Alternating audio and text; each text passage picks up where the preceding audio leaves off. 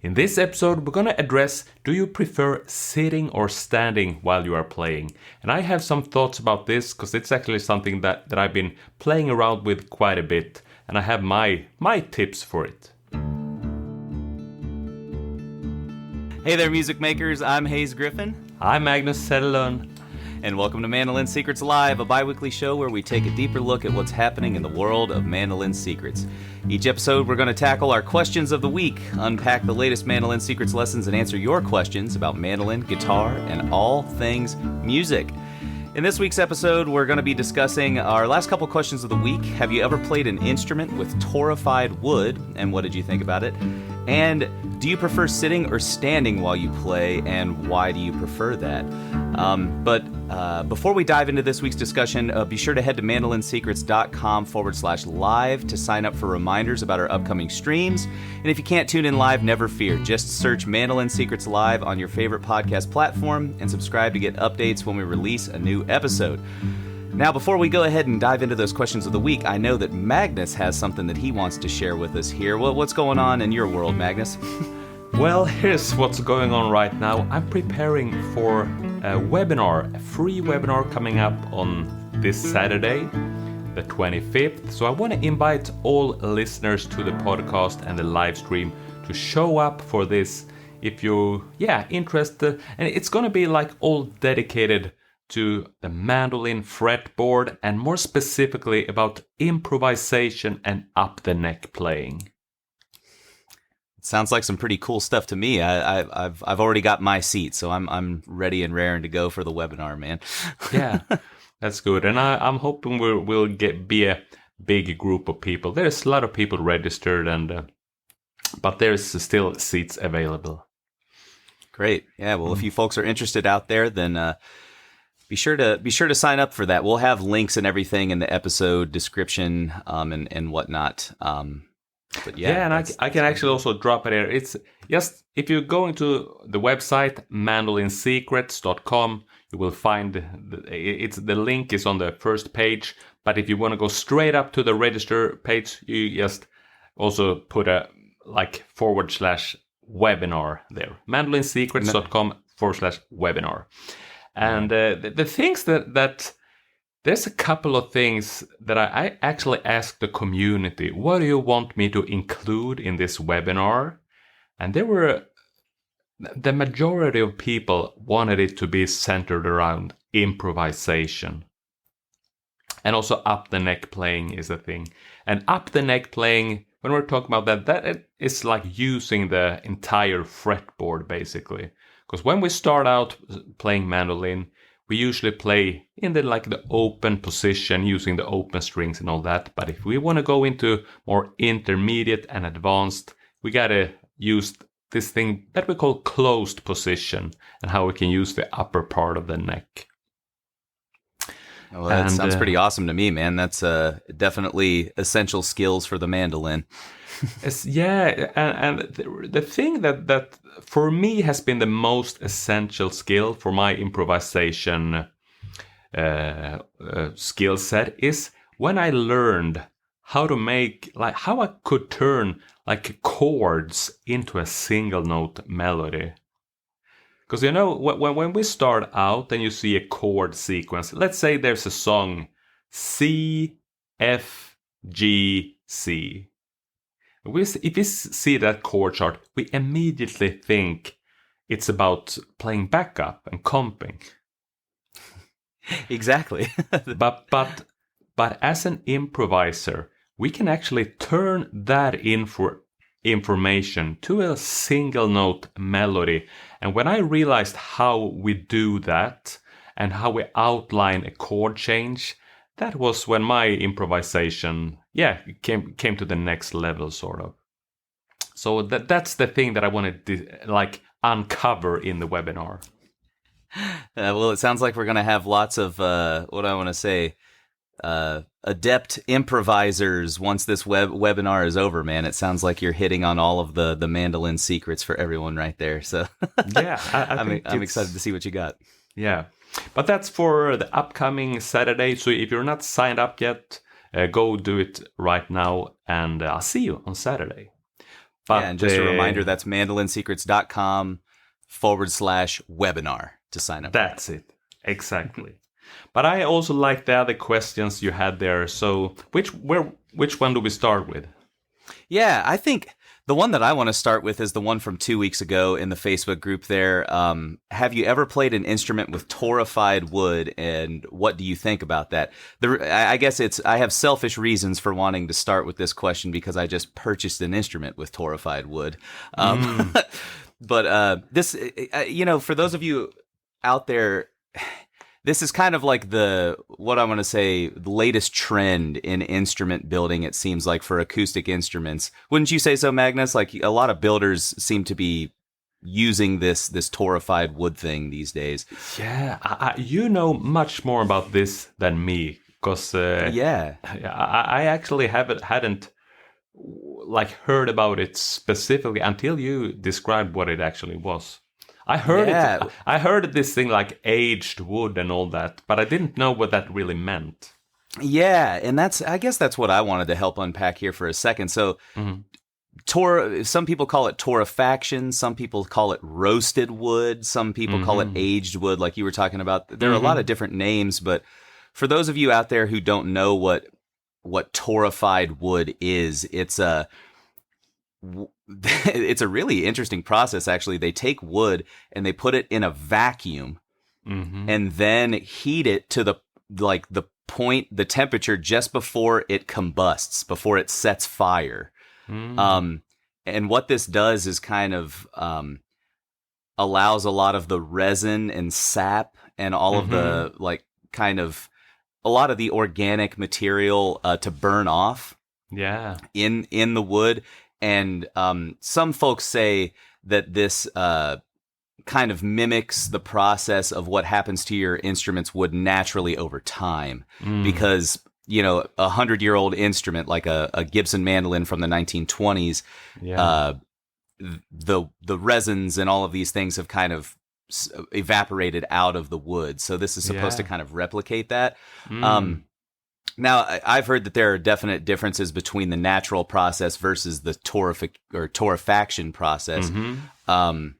But I think it makes sense. I mean, it seems logic that it should work. So right, and that was kind of my thought.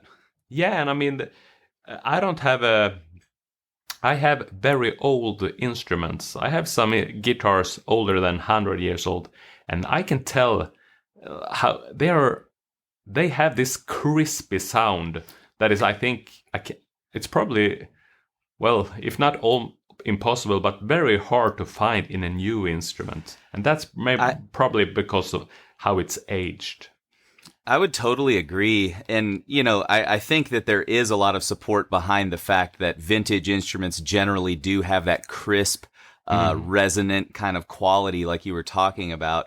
And in my experience with torrefied instruments, they do have that quality more naturally out of the box than like a new instrument without torrefied wood.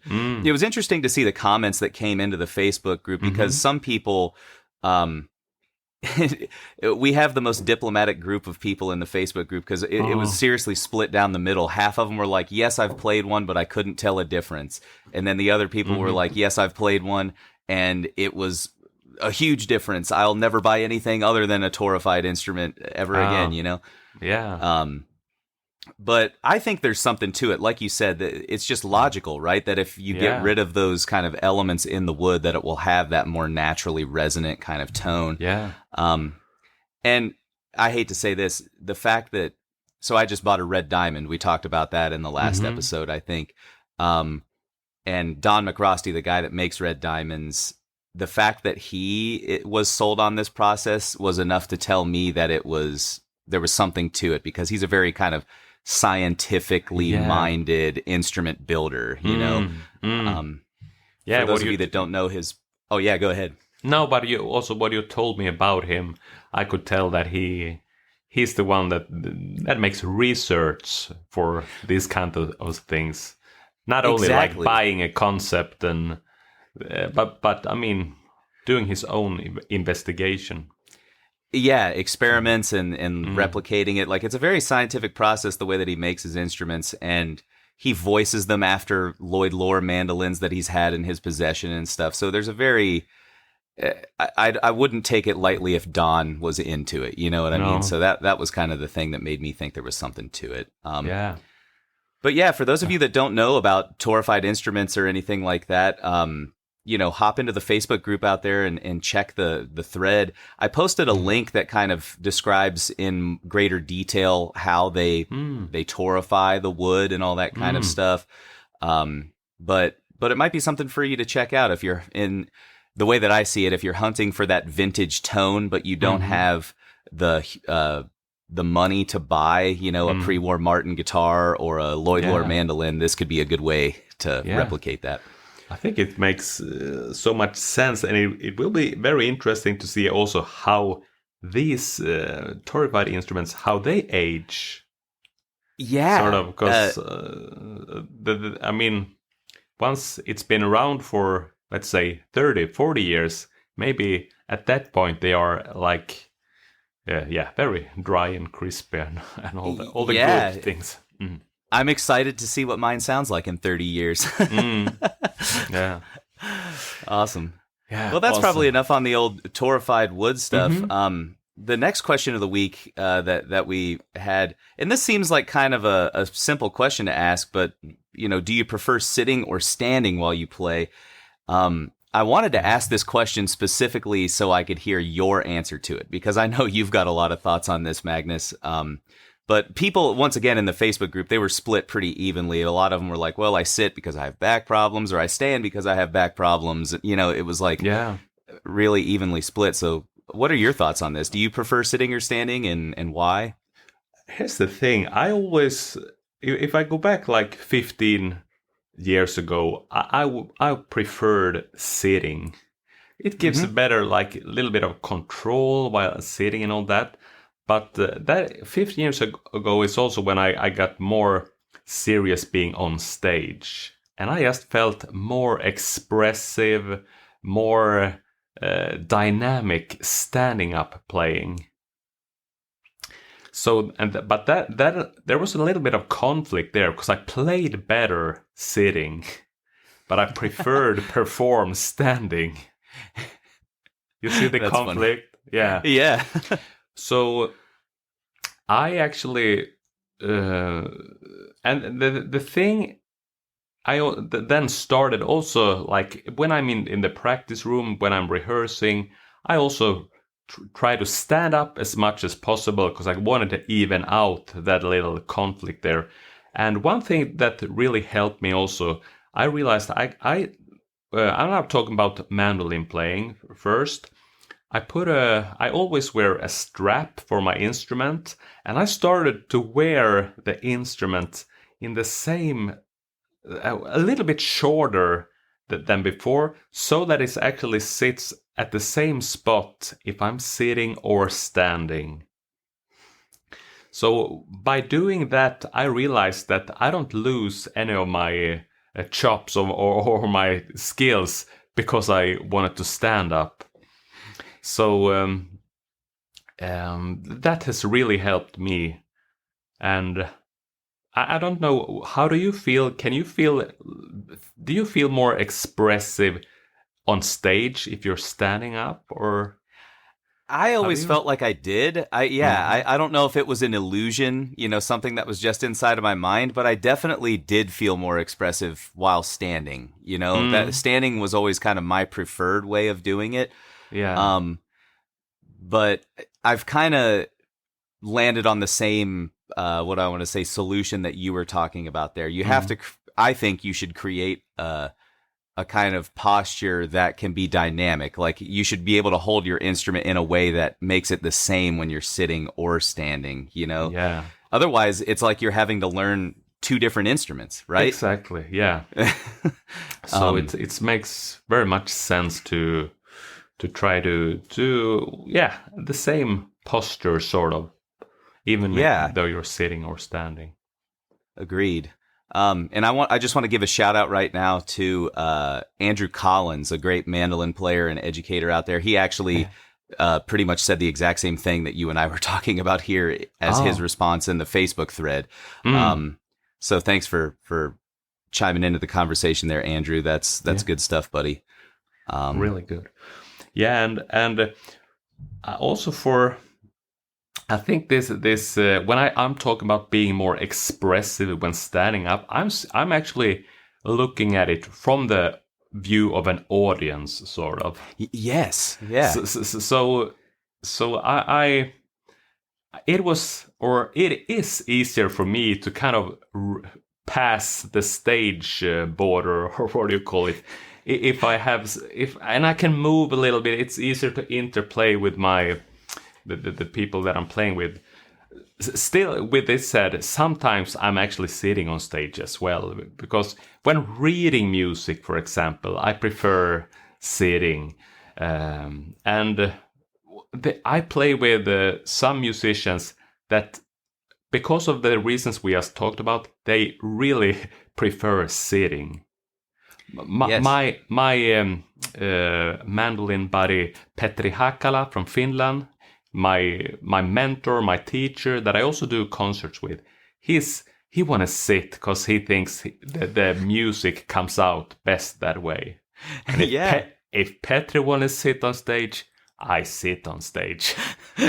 so I also, but again, then I have I can use the same technique sitting or standing because of this solution that we just talked about with the strap.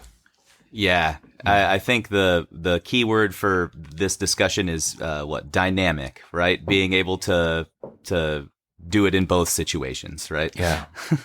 That's Perfect. funny, man. Yeah. And I think that actually wraps up this week's call. And this is a little bit shorter than normal, but the fact is also I have 2 kids at the moment being at home with a flu. My son Victor, he's 9 years old. He tested negative. We got the answer today, so it's not the COVID thing. It's just the normal, like, school start flu, you know. But but I hope you don't mind. I really appreciate that everyone showed up here for us here today. But it's a little bit shorter, but short and sweet is not that bad, is it? No, not at all. And we still got some good discussion going on here. But since we're wrapping things up, I just want to remind you folks out there that we are going to be back in 2 weeks for another show. So head to mandolinsecrets.com/live for more information on how to keep up with the show. And if you're listening in live with us right now, remember that webinar that Magnus has coming up this Saturday at, is it 1 p.m. Eastern time? That's it. And the date that we're talking about is September 25th. Awesome. Yeah, and for more information on that, just go to mandolinsecrets.com/webinar. Yeah. Okay, thanks everyone out there, and until next time, don't forget, always remember to be a music maker.